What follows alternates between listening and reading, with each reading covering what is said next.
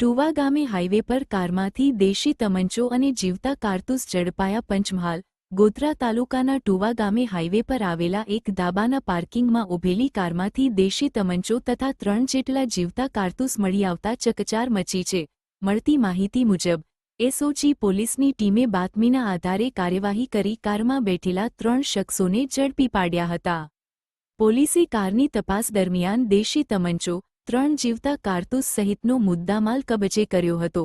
આ કાર્યવાહીમાં પોલીસે અક્ષયભાઈ અરવિંદભાઈ ચૌહાણ રહે વિંજોલ, ચિરાગભાઈ નરવતભાઈ ચૌહાણ રહે કાંકણપુર અને સુરપાલભાઈ ગોપાલભાઈ ચૌહાણ રહે નવાદ્રા ને ઝડપી પાડ્યા હોવાનું જાણવા મળ્યું છે.